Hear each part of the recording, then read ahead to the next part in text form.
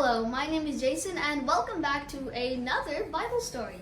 This story is about how God rewards us as we serve Him and helps us to make others realize what a great God He is.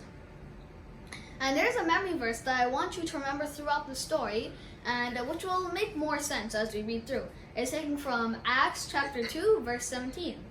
I will pour out my spirit on all people. So remember that as we go along with this story.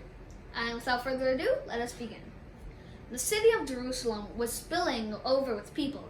The dusty streets were clogged with people and travelers from all over the world. People shouted and pushed through the crowds. Donkeys brayed and babies cried.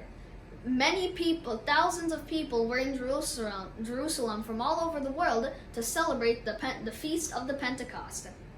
The disciples and other followers of God were gathered together and worshiping together, but none of them was about to expect what was about to happen. It was something like something had never ever happened before. Suddenly, there was a strange wind sound, and it came from the sky. It did sound like a strong gustling wind, but it was not wind. The sound entered and filled the entire house. Then the sound died away, and then all the followers looked around at each other and the room, and what they saw what looked like tongues of fire. The fire reached the followers, and they were filled with the Holy Spirit of God, just like the prophets of the old. The believers started chanting and praising God out loud, and the crowd around the house began getting larger and larger. And the crowd outside said, "Did you hear what I heard?" And they asked each other. When the crowd heard something different, it sounded as though everyone in the house was talking and shouting at the same time. Now what? Quiet, listen! A man from Syria flung his arm into the air. Someone in the house is speaking my language. I do too. An Egyptian traveler gasped. Someone in that house is speaking my language too.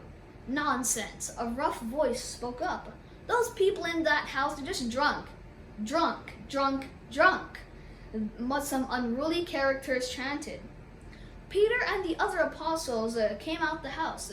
Peter began to speak in a loud voice so everybody could hear him. Fellow Jews and those who live in Jerusalem, he began. Listen to me, and I will let you know what this means. These people are not drunk, as you suppose.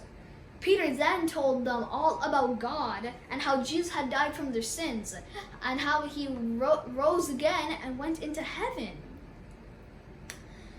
He then promised that they too could receive the gift of God's Holy Spirit.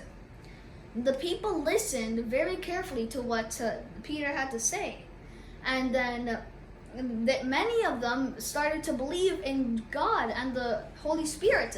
About 3,000 people decided to believe in God that day. The Holy Spirit fire will fill your life. He will help you to tell others about Jesus and His goodness. With whom will you share your Holy Spirit with? And going back to the memory verse I had, it was on Acts chapter 2, verse 17. I will pour out my spirit on all people. So I hope you get what that means now, and that how you will remember the message, how God gives us skills to serve Him, and how we can tell others too.